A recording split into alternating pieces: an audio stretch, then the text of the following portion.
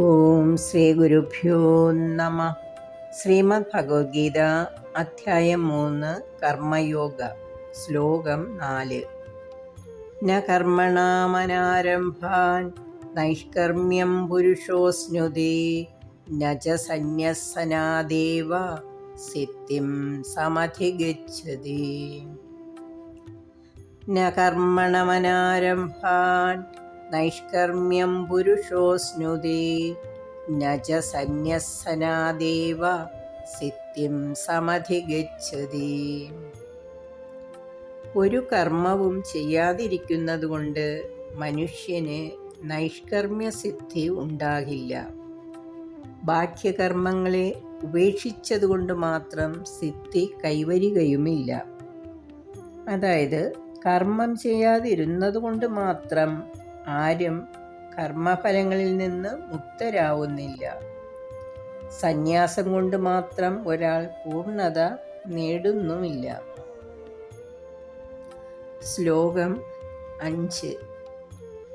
നഹി കശ്ചിത് ക്ഷണമപി ജാതു തിഷ്ഠത്യകർമ്മകൃത് കാര്യദേഹ്യവശഃ കർമ്മ സർവപ്രകൃതിജൈർഗുണൈഃ.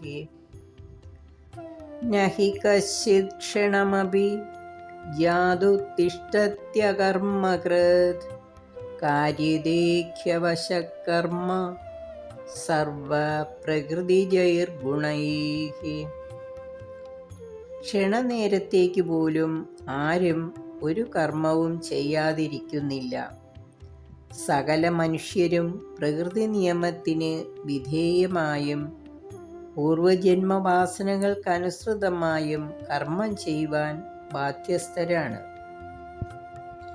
ആത്മീക പ്രകൃതിയുടെ ത്രിഗുണങ്ങൾ, അതായത് സത്വഗുണം, രജോ ഗുണം, തമോ ഗുണം എന്നിവയിൽ നിന്നുളവാകുന്ന വാസനകൾക്കനുസരിച്ച് ഓരോ മനുഷ്യനും കർമ്മം ചെയ്യാൻ നിർബന്ധിതരാണ്.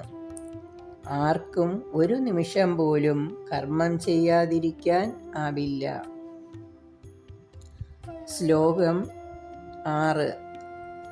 കർമ്മേന്ദ്രിയാണി സംയമ്യ യ ആസ്തേ മനസാ സ്മരൻ ഇന്ദ്രിയാർത്ഥാൻ വിമൂഢാത്മാ മിഥ്യാചാരസ ഉച്യതേ.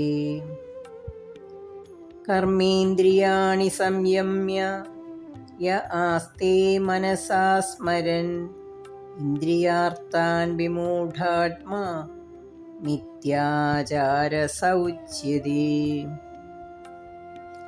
കർമ്മരഹസ്യം എന്തെന്നറിയാതെ ഇന്ദ്രിയങ്ങളെ നിർബന്ധപൂർവം നിരോധിച്ച് മനസ്സ ഇന്ദ്രിയ വിഷയങ്ങളെ സങ്കൽപ്പിച്ചുകൊണ്ടിരിക്കുന്ന മൂഢനെ മിഥ്യാചാരനെന്ന് പറയുന്നു. അതായത് കർമ്മേന്ദ്രിയങ്ങളെ നിയന്ത്രിച്ചുകൊണ്ട് മനസ്സിൽ സദാസമയവും വിഷയങ്ങളെപ്പറ്റി ചിന്തിച്ചു കൊണ്ടിരിക്കുന്നവനെ കപടനാട്യക്കാരൻ എന്നാണ് പറയേണ്ടത്. ശ്ലോകം 7. യസ്തിന്ദ്രിയാണി മനസാ നിയമ്യാരഭതേ അർജുന കർമ്മേന്ദ്രിയൈ കർമ്മയോഗം അസക്തഃ സ വിശിഷ്യതേ. യസ്തിന്ദ്രിയാണി മനസാ നിയമ്യാരഭതേ അർജുന കർമ്മേന്ദ്രിയൈ കർമ്മയോഗം അസക്തഃ സ വിശിഷ്യതേ.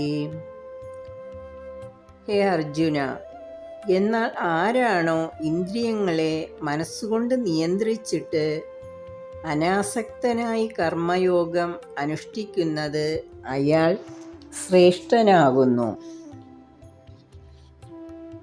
ആത്മാർത്ഥതയുള്ള ഒരാൾ പ്രവർത്തനനിരതമായ ഇന്ദ്രിയങ്ങളെ മനസ്സിനാൽ നിയന്ത്രിക്കാൻ ശ്രമിച്ചുകൊണ്ട് ആസക്തി കൂടാതെ കൃഷ്ണാവബോധപരമായ കർമ്മങ്ങളിൽ ഏർപ്പെടുകയാണെങ്കിൽ അയാളാണ് അത്യുത്തമൻ.